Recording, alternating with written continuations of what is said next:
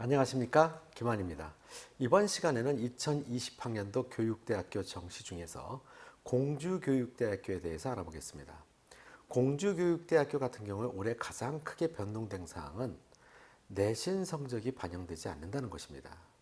자, 한번 우리가 빨간 글씨에 있는 것들을 좀 살펴보게 되면요, 수능 500점을 기준으로 해서 2배수를 선발하게 되는데요. 공주교육대학교는 여전히 표준 점수를 적용합니다.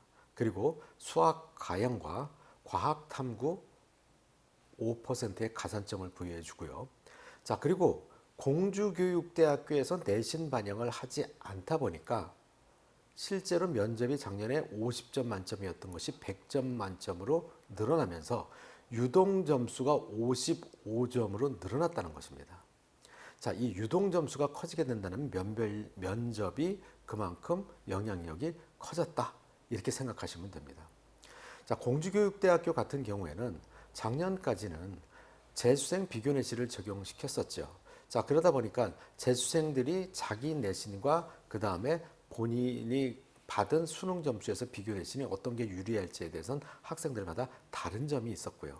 올해 같은 경우에는 그런 걱정 안 해도 되겠죠. 내신을 적용하지 않으니까 내가 내신이 좋지 않다라고 생각하는 학생들은 그동안에는 서울교육대학교나 경인교육대학교 또 한국교원대학교 초등교육학과를 지원했었지만, 자, 이 세 개 학교가 모두 다 수능 점수가 높은 학교이다 보니까 조금 일반적인 학교를 선택하기 위해서는 학생들이 비교 내신을 지원해주는 학교를 선택할 수밖에 없었겠죠.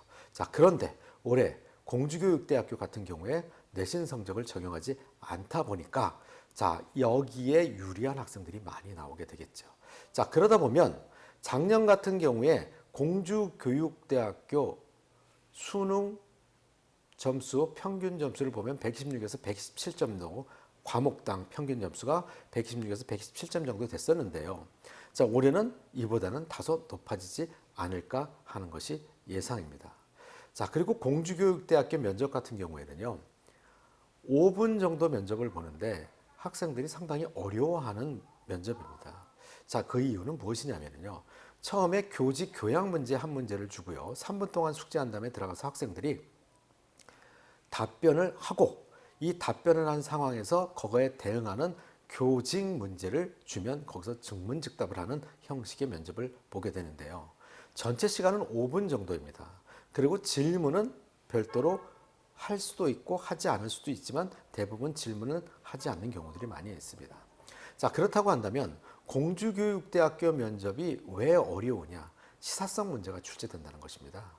시사성 문제가 한 2줄 정도로 출제가 되기 때문에 학생들이 그 시사에 대해서 모르고 있다면 답변이 매우 짧아지게 되겠죠.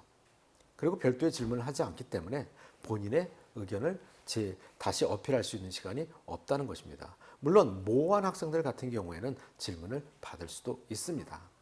자, 이렇게 면접이 확실하게 결정될 수 있는 공주교육대학교 같은 경우에는 여러분들이 시사성에 관련된 시사 이슈, 교육 이슈에 대해서 철저하게 공부해 두는 것이 합격의 지름길일 것입니다.